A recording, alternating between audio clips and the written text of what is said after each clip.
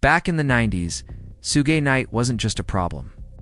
Suge tried to destroy my record company with the help of others, Dre. They was not scared of Suge Knight. They was terrified of Suge Knight. Right. I mean, terrified. I know. No. To death. To death. He was the problem, everybody's headache wrapped in one giant, unpredictable force that could flip a whole room with just a stare. But fast forward to today, and to the relief of half the industry, former death row powerhouse is locked up, serving 26 years for running over 2 men with his truck during a heated moment that shocked the whole culture. You'd think a man with that kind of past would turn into a straight powerhouse behind bars. But the story inside those walls is nothing like what you'd expect. People imagine Suge hitting the pen as a full-on bull, stomping around, making rules, and controlling every corner like he once controlled entire label meetings. But word drifting out from the inside paints a picture nobody ever expected behind bars. Suge isn't moving like a big dog. Insiders whisper he's moving like someone who'd rather stay tucked inside his cell than step out and face whatever energy is waiting.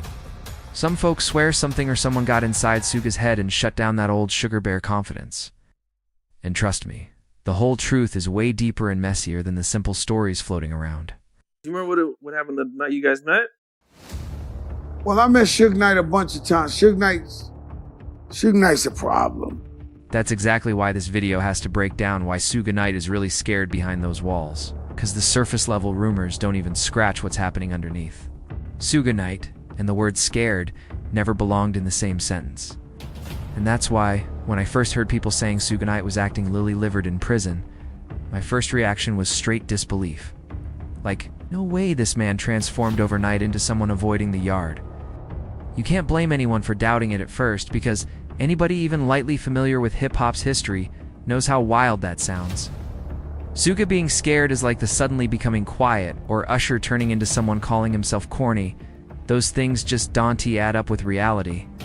Suge wasn't just a heavy presence. He was the walking definition of intimidation. A man whose shadow alone used to make grown individuals rethink their whole attitude.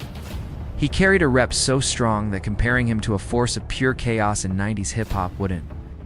To be exaggerating, Suge pushed boundaries nobody else even attempted because he didn't TC limits. So then Cool and Dre noticed as they were getting closer to the line, that every artist was taking off their earrings, their watches, their chains, and it was Suge Knight sitting in a chair collecting everybody's jewelry, and they were like giving it up professionally. Rappers, producers, promoters, execs, everybody was fair game if they crossed him, and nobody ever forgot that. And if you think I'm stretching it, remember that bold move he pulled at that BMI awards show in the 90s cool, and Dre walked away untouched. But the stunt itself showed the kind of nerve Suge operated with, the kind of confidence that made people step back even if he didn't lay a finger on them. It takes a different level of fearlessness to pull off something like that. It almost sounds like something straight off the dusty shelf of a bargain bin action movie. The type of film nobody would touch unless the store clerk picked it by mistake. And the wildest part is that this whole situation didn't. He was on top of the world. Death Row can be bigger than Motown, or Sony, or Warner Brothers. Death Row's gonna be the biggest record company there is. The master plan was to take over the world. All of the greatest artists came together at one time, and it was like a comet streaking across. To go down at some small-time showcase in a forgotten corner of the country, it happened at the BMI Awards in Los Angeles, right in front of respected producers and rappers from the 90s, who still wouldn't even say names out loud, the same way Fat Joe stayed quiet out of pure respect for what went down. But the craziest twist is that when Suge pulled that move, he wasn't hungry, broke, desperate. He was at the peak of his world, sitting on millions, sitting in boardrooms. Sitting next to media giants who were calling him a full-blown music mogul. Suge didn't need to snatch anyone's chains or sell anything for quick cash. When we got in that van, nobody said shit. All you could hear was the locking and loading of 40 cals, Desert Eagles, the Velcro, a bulletproof vest put in them. So all you heard was click, clack, snip, snap, shh, shh, shh, shh, shh, clack, click, clack, clack. This man right here, Big Nas.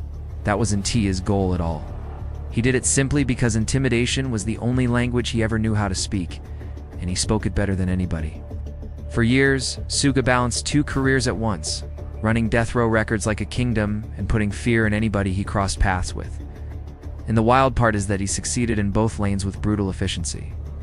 Nobody can deny what death row did to the culture, and even today, with Suge locked up. People talk about him like saying his name too loud might bring trouble, the same way people whisper about characters and stories they don't want to disturb. That is exactly why it felt impossible to believe claims that Suge was suddenly scared behind bars. This is jail we're talking about. And Suge Knight has always been the biggest, toughest presence in any room he stepped into. He's been in and out of the system multiple times. This isn't new terrain for him.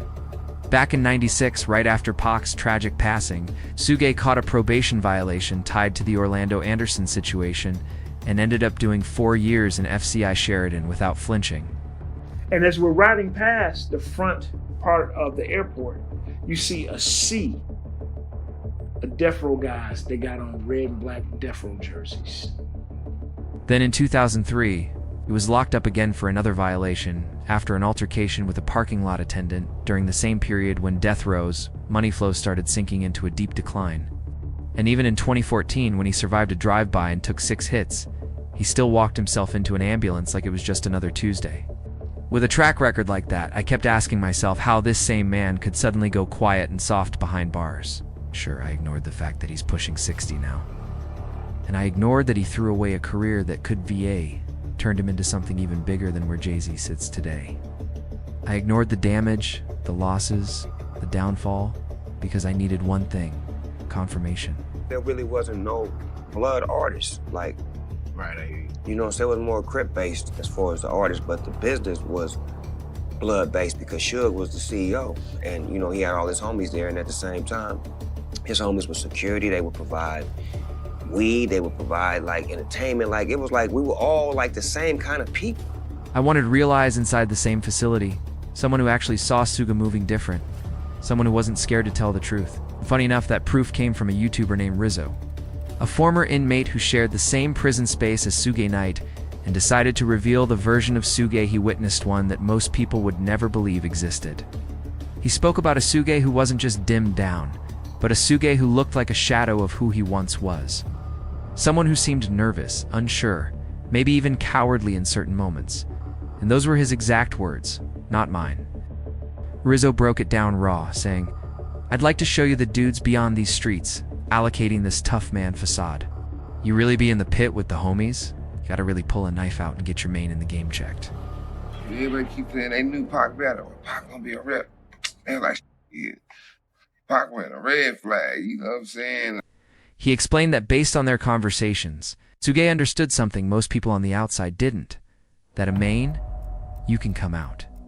He wasn't just talking about walking out of a cell. He was talking about how fast the tough guy image can crumble when you face-to-face with people who live that energy every day. This convict basically tried to paint Suge as a man who talked tough on the streets, but folded the moment he landed behind bars. And that theory has been flying all over the internet like it's gospel. But I don't buy it for a second, and anybody who really understands how this world works should feel the same way. Was Suge a bully? Yes. Was Suge a coward? That answer. E-T, so simple because it depends on who you ask and what they live through. But is fear the reason he refuses to step out of his cell? My answer is a strong no. There are several reasons why a man in his position would choose to stay tucked away, and none of those reasons have anything to do with being scared. Let's break it down with basic common sense. So if you shoot somebody, you go to jail forever. So kids, you don't want to go to jail forever, right? So they got this new thing out there. People sell them all the time. They got this stuff they call, they get blood from somebody with AIDS, and then they shoot you with it. Oh, so that seems bad. That's a slow death. Yeah. An easy thing, you know what I mean? Yeah. Oh, no. Being close to 60 years old, known across the country, carrying a long list of rivals, and walking into a yard full of younger potential enemies who have nothing to lose. Why risk sitting at a table with people who might see you as a target and try to harm you just to make a name for themselves? That's not bravery, that's reckless. And honestly, this whole debate wouldn't even matter if there wasn't one detail complicating things. The inmate from that interview wasn't an enemy at all. He was a mob Piru, blood specifically the exact same set Suge came up under back in his early days. The same crew that stood next to him when death row was shaking the whole industry in the 90s. That single fact changes the tone of everything. This man, Big Nas, wasn't some random dude looking for internet attention. I respect you and I respect your court. So I listen to you and I tell everybody to go through Judge Ryan. They go to Judge Ryan, they still don't get approved. I can't have one attorney for trial. I'm not trying to miss my trial date. I don't want to slow my trial date down. I know I can't. I don't want to. This was Eminem, his bodyguard, during one of the most dangerous chapters of his career. And the threat that made his job so intense came directly from Suge Knight himself. Big Nas wasn't exaggerating or clout chasing. He lived through moments most people only hear about in documentaries. The situation he described happened in 2001, when Eminem was signed to Dr. Dre's label and the entire landscape around them was shifting. With Pac gone, Snoop distancing himself, and Dre working on his own ventures, death row wasn't thriving the way Suge was used to. Still successful, still respected, but the label's future wasn't glowing like before, and Suge didn't handle uncertainty with patience. So in classic Suge fashion, he tried something bold. He attempted to strong-arm Eminem away from Dre and bring him over to death row. And how was he planning to do that? Simple force? Suge allegedly sent 50 Piru Bloods to interrupt a concert where Snoop and Dre were performing in Hawaii, and calling it interrupting as being polite. These Warren T fans trying to get close to the stage, these were gang members deployed to shake the entire event. Suge had a long history of using the Bloods as his personal muscle, and this situation was no different. What made it worse is that Eminem's crew thought the concert was a vacation opportunity and brought their wives and kids along, treating it like a family trip in paradise. But during the flight from Los Angeles to Honolulu, Big Nas spotted those red shirts on the plane. And suddenly the whole vibe shifted. Everyone realized those weren't tourists. They were Suge's people. They didn't start gearing up mentally until they saw what Suge had waiting for them at the Hawaii airport. And at that moment, things got serious.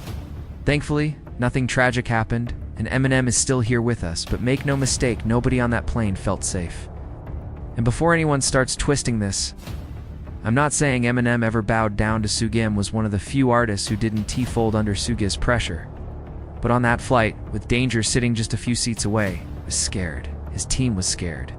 And any honest person in that situation would have felt the same, because the threat was real and deadly. So yeah, it made perfect sense for anyone to feel scared in that situation, because nobody with a working brain is going to act cocky when Suge Knight is involved.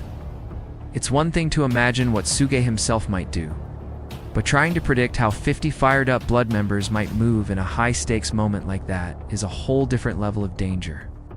And here is where things get even more wild. The Bloods weren't the only soldiers Suge had breathing down people's necks, because Suge's reputation cut straight through both Blood and Crip territory like a blade. This is exactly why that convict in the interview sounded disappointed when he talked about Suge staying locked inside his cellbie, because he knew the old history. Everybody who lived through those days knew it.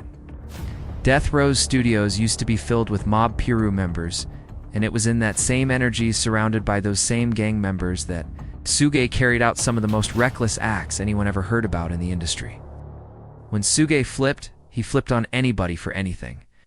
Back in 1992, right when Death Row Records was just starting to rise, Dr. Dre was still working with Suge.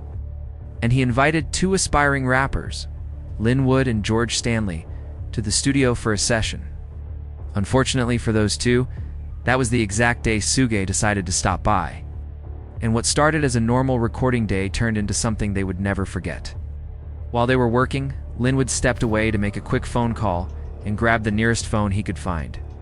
What he didn't know was that the phone he picked wasn't just any phone. It was reserved for calls from Harry O, the drug kingpin who financed Death Row and had extremely limited access from prison.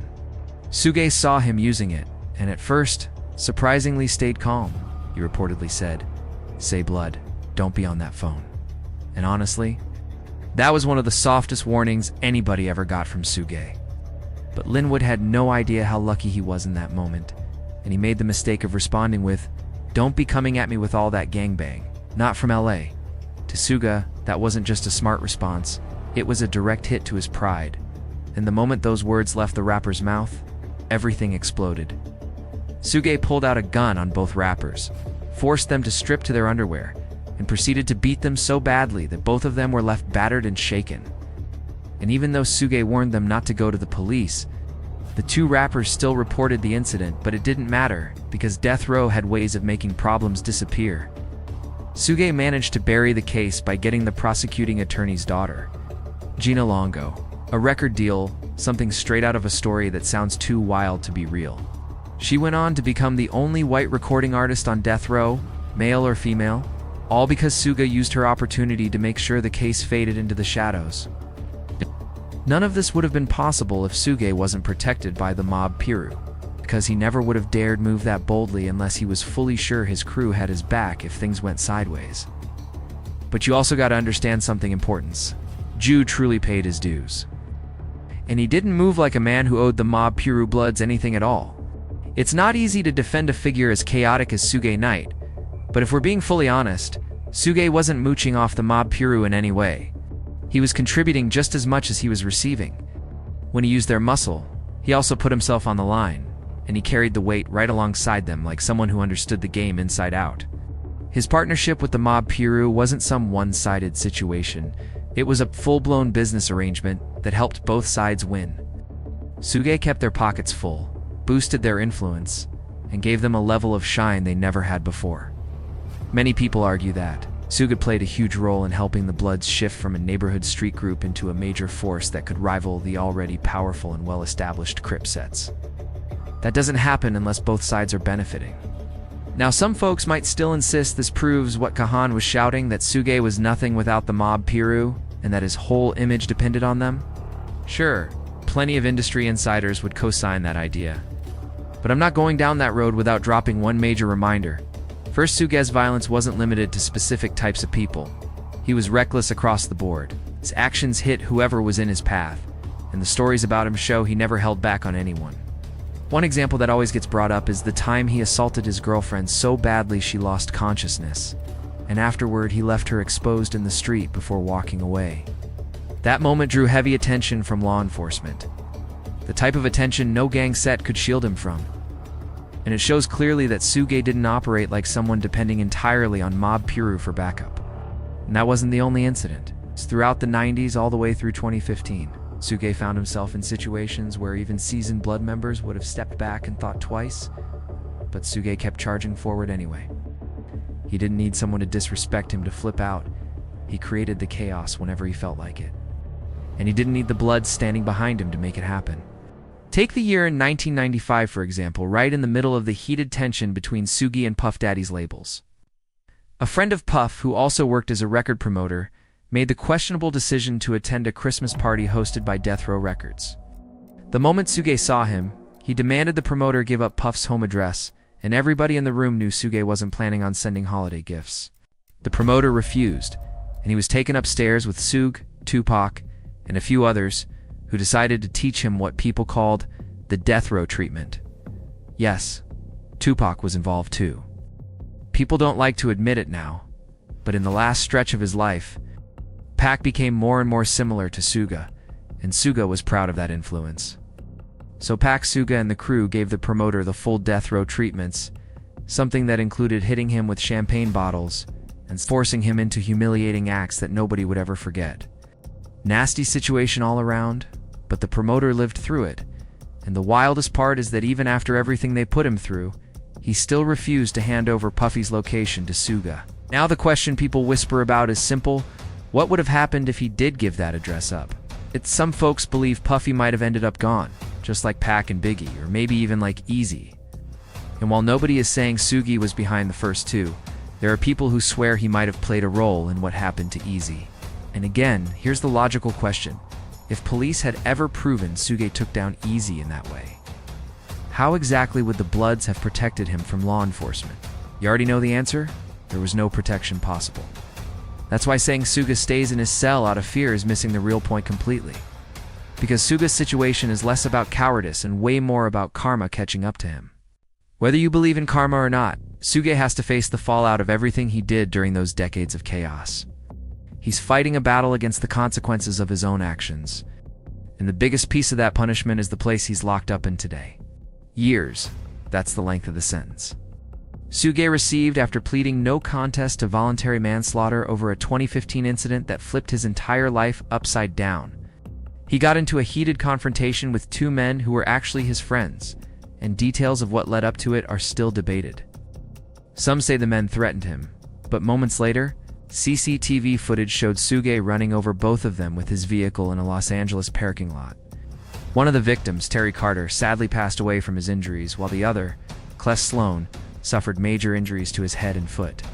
Just 1 year earlier, Suge had been indicted for threatening Straight Outta Compton director F. Gary Gray with serious harm.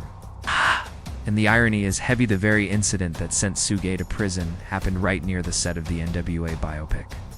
Some people even joke that either Gray got the last laugh or the spirit of Easy finally came back around to settle old business.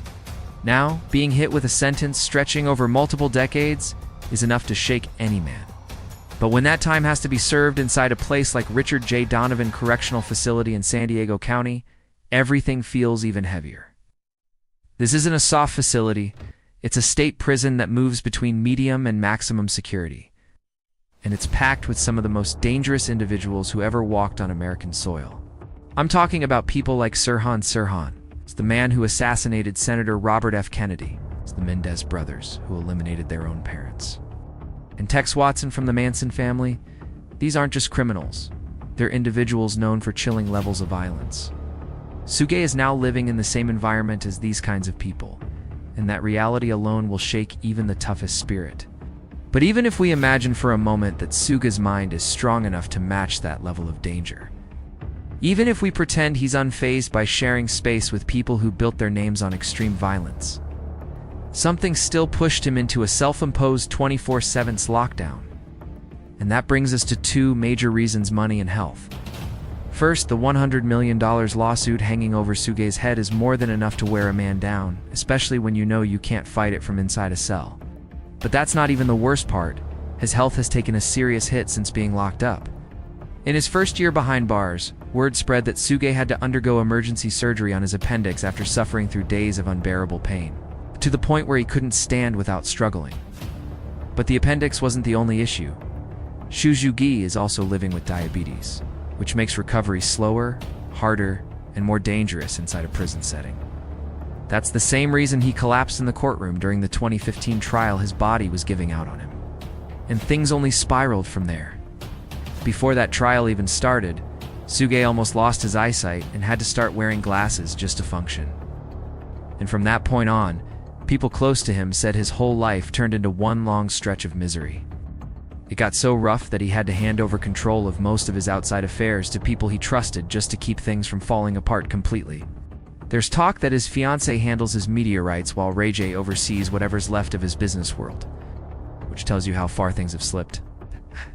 And if you've been paying attention, everything stacked against Suge is already enough to break any manage: injuries, disease, pressure, and isolation. But somehow the situation gets even heavier. And all of it circles back to that massive $100 million lawsuit that's been following him for years. In March 2020, a judge upheld a ruling from 2005 ordering Suge to pay former death row employee Lydia Harris a staggering $107 million, a payment she never received. Lydia claimed that she and her husband Michael were early investors in death row back in 1989 and helped get the label off the ground. That lawsuit was the court's way of forcing Suge to pay her back for everything she contributed. The order originally came down in 2005.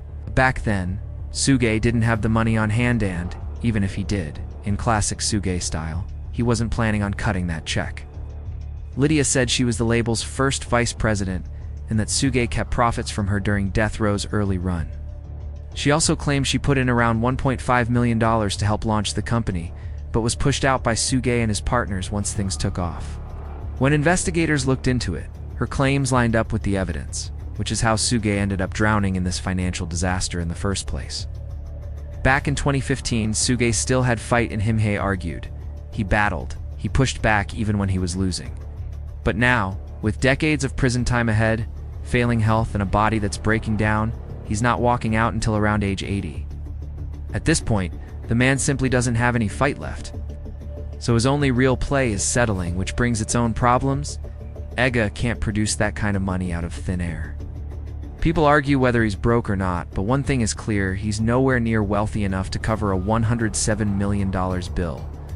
His whole financial world is wrecked, and the hardest part is knowing he did it to himself. He had everything in the palm of his hand, and he threw it away, chasing the image of a gangster instead of the stability of a long-lasting empire.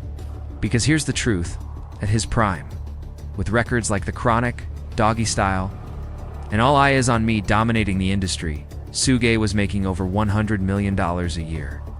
If he had focused on expansion instead of intimidation, he could have built something that lived beyond him. But he invested in fear instead of future, and now he's paying the price.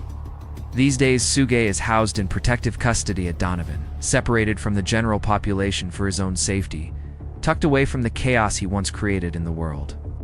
Like I said earlier, he isn't hiding out of cowardice, he's simply worn down, drained, and at the end of the line.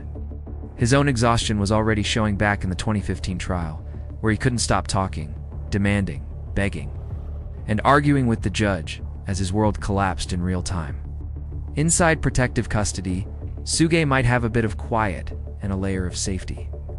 But that doesn't stop the battles going on inside his own head, because the older you get, the heavier your conscience hits you. And maybe it's not even paranoia, maybe it's just reality creeping up on him. Because with everything he did in the past and everything falling apart in the present, he's become an easy target for any young, hungry inmate trying to earn fast respect. The guards know exactly what kind of situation they're dealing with. They know Suge is high profile and higher risk. The type of inmate who could turn the whole place upside down just by stepping into the wrong hallway. That's why they keep him under constant watch, because in a yard full of people looking to make a name for themselves, there's no predicting who might see him as their ticket to status. If Suge ever stepped fully into the open, he wouldn't just be facing one kind of danger. He'd have trouble coming from every direction.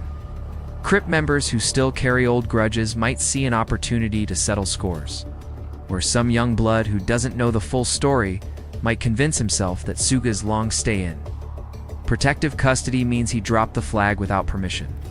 And in that kind of environment, all it takes is one confused person, one reckless thought, or one moment of misjudgment for things to go left fast.